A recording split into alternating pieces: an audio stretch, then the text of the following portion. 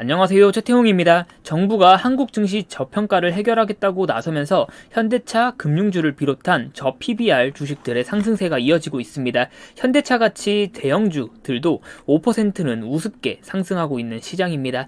이미 많이 상승한 것 같아 올라타기엔 무섭고, 그렇다고 시장에서 가장 강력한 정부 정책 수혜주에 합류를 안 하자니까 배 아픈 시청자분들을 위해 영상을 준비해봤습니다.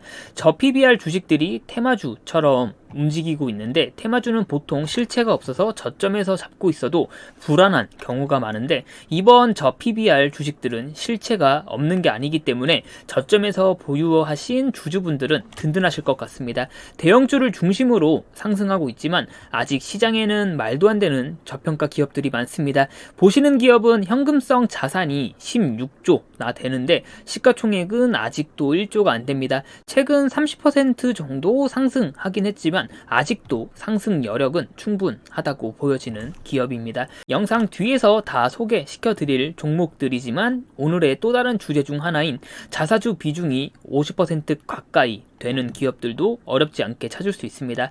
오늘은 이렇게 아직도 저평가 국면에 있고 최근 정부의 코리아 디스카운트 해소 정책과도 맞물리는 기업들 확인해 보겠습니다. 먼저 제가 지난 주말에 업로드한 영상에서 나온 것처럼 현대차를 포함해 금융주들 그리고 PBR 1 이하 기업들의 상승세가 이어지고 있습니다. 제가 추천해서 올랐어요를 자랑하려는 게 아니라 저는 추천한 적도 없고 정부 정책과 맞물리는 기업이었고 누구나 쉽게 예상 가능한, 그러나 관련 소식을 찾아보지 않았다면 확인하기는 어려운 정보들을 빠르게 영상화해서 시청자분들께 전달하고 있습니다. 그러니까 구독과 좋아요 그리고 댓글 한 번씩만 부탁드리겠습니다. 정말 별거 아닌데 큰 힘이 납니다. 주제로 돌아와서 저 PBR 주식들은 상승하고 있는 거 확인했고, 자사주 소각 이슈 확인해 보겠습니다. 코스피 지수는 주요 3개 지수와 비교했을 때 처참한 수익률을 보여주고 있습니다. 상승률이 주요국 대비 정말 문자 그대로 꼴등하고 있고, 이렇게 코리아 디스카운트에는 여러 요소들이 있겠지만 상장 기업들의 자사주도 하나의 문제로 지적되고 있습니다. 특히 한국에서는 이상하게 악용되는 인적 분할에서도 자사주는 특히 문제가 많습니다. 인적 분할을 하면서 자사주도 신주 배정을 받고 있는데 이 같은 문제가 이제 금지되었습니다. 그럼에도 불구하고 아직 인적 분할을 악용하고 있는 기업들은 많은데 이제 조금씩 개선하면서 발전하는 과정에 있다 생각합니다.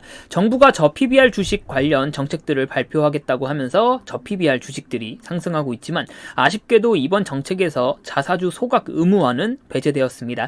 일률적인 소각은 기업 활동에 제약을 줄 수 있기 때문에 배제되었습니다. 하지만 의무화 기대감이 없어졌을 뿐이지 여전히 저평가 기업들에 대한 시장 기대감은 살아있고 테마성으로 순환매처럼 상승해줄 이벤트가 충분히 남아있다고 생각합니다. 따라서 자사주 비중이 높은 기업 몇 개와 리스트 들 확인해 보겠습니다. 대표적으로 오늘 자사주 비중이 높은 걸로 유명한 조강피혁은 장 초반 강하게 상한가를 갔다가 추락했습니다. 결국 종가는 6% 정도 상승했지만 고점에 물린 주주분들이 많을 것 같습니다. 자사주 관련해서는 정부의 강제성 개입도 이제는 기대하기 어렵고, 거래량이 평소에도 1만 주를 넘기기도 어렵고 500주가 안 되는 날도 많은 조강피혁입니다. 따라서 매도 매물이 조금만 강해도 고점에서 추락해버리는 성격이 있습니다. 그래도 희망적인 건 동시호가에서 30% 이상의 갭 상승이 있었습니다. 유통 주식수가 워낙 없어서 거래량으로 분석하기 어려운 종목이지만 다음 주에 기대해 볼 만할 것 같습니다. 오늘 조강피혁의 상승 배경에는 정부 정책과 감적적으로나마 영향이 있는 자사주 때문입니다. 조강피혁의 자사주 비중은 46%입니다. 절반 조금 안 되는 비중이 자사주로 있고, 이 때문에 오늘의 상승이 있을 수 있었습니다. 근데 이런 기업들은 한국에 정말 수두룩합니다. 제가 영상 앞에서 말씀드렸던 자사주 비중이 50% 가까이 되는 또 하나의 기업은 일성신약입니다. 일성신약은 자사주 비중이 48%입니다. 그리고 보유하고 있는 현금도 2,200억 입니다.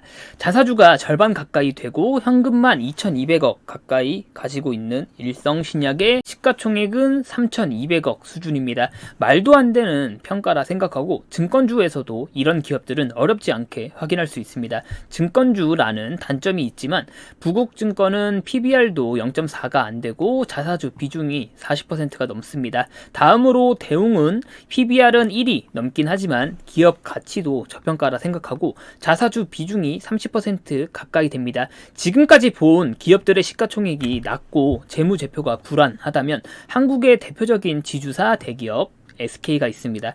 SK는 PBR이 0.5 수준이고 자사주가 25%가 넘습니다. 그리고 잘 아시는 것처럼 현금도 두둑한 기업이고요. 이렇게 국내에는 말도 안 되게 자사주 비중이 높은 기업들이 많습니다. 물론 앞에서 보신 것처럼 자사주 소각 의무화가 정책에서 배제되었지만 그럼에도 불구하고 간접적으로나마 기업들에게 압박은 있을 것이고 시장에서는 순환매처럼 저PBR 주식에서 자사주 비중이 높은 기업 그리고 영상 뒤에서 나올 현금이 많은 기업들 등으로 상승이 이어질 확률이 높다고 생각합니다. 해당 리스트는 제가 무분별하게 자사주 비중이 높은 기업들만 가져와 봤습니다. 해당 리스트에 있는 기업들은 모두 자사주 비중이 높습니다. 다만 그 중에는 현재 돈은 못 벌고 있고 부동산 자산만 높다던가 자산 재평가가 이루어지지 않아 숨겨진 지표들이 있는 기업들입니다. 따라서 시청자분들께서 리스트를 가지고 주말간 확인해 보시는 것도 재밌는 작업이 될 것이라 생각합니다. 그러면 영상 앞에서 확인한 현금을 16조나 들고 있는 기업이 무엇인지 확인해 보겠습니다. 현금성 자산 밑에 발음하기도 어려운 유동성 어쩌고 금융자산은 그냥 현금이라고 생각하시면 편하고 좀 더 깊게 들어가면 채권이라고 생각하셔도 편합니다. 어쨌든 현금성 자산만 16조 가지고 있는데 시가총액은 1조가 안 되는 기업이 있습니다. 증권사의 지주사라는 점에서 멀티플을 말도 안 되게 낮게 받고 있는 기업인데 해당 기업은 다우기술입니다. 다우기술은 최근 상승세가 좋지만 아직 해당 지점 대비 30% 정도밖에 안 오른 상태입니다. 그리고 시가총액도 1조 수준이고요. 다우기술이 이렇게 말도 안 되게 현금이 많은 이유는 키움증권의 지주사이기 때문입니다. 키움증권의 지분 가치만 1조가 넘는 다우기술입니다. 다우기술의 재무제표 확인해보면 증권사의 지주사라는 점을 충분히 감안하고 할인했다 생각해도 이해하기 어려운 평가입니다. 시가총액이 1조가 안 되는데 2년 동안 벌어들이는 돈의 합이 1조가 넘습니다. 간혹 다우기술이 저평가 받는 데는 저 높은 부채 비율 때문에 그래 차입금이 어마어마하네 라고 말씀하시는 분들이 있는데 앞에서 말씀드린 것처럼 다우기술은 키움증권의 지주사입니다. 따라서 키움증권이 연결 종속회사로 있고 증권사 고객 예탁금이 부채로 잡히기 때문에 부채 비율이 당연히 높을 수밖에 없습니다. 뭐 현금이 16조를 가지고 있는 그리고 현금 대비 시총 비율 어쩌고 저쩌고 해도 다우기술은 키움증권 지분 가치만 이미 1조인데 시가총액이 1조가 안 되니까 이해하기 어려운 평가라 생각합니다. 이렇게 한국에는 시가총액 대비 말도 안 되는 현금을 보유한 국내 기업들이 많습니다. 물론 해당 리스트에 보이는 이라이콤, 미래ING 등 기업 특수성을 감안하고 분석이 필요한 기업들도 많습니다. 현금이 많음에도 불구하고 상승을 못하는 이유가 있는 기업들도 있기 때문에 선별하는 작업이 필요합니다. 이렇게 아직 국내 주식시장에는 말도 안 되게 높은 자사주 비중 그리고 가지고 있는 현금성 자산 대비 말도 안 되게 낮은 시가총액을 가진 기업들이 아직 너무 많습니다.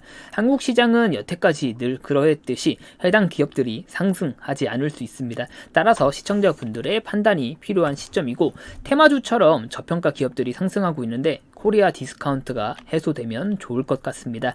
이상이고 시청해 주셔서 감사합니다. 구독과 좋아요 그리고 댓글은 큰 힘이 됩니다. 감사합니다. 또 올게요.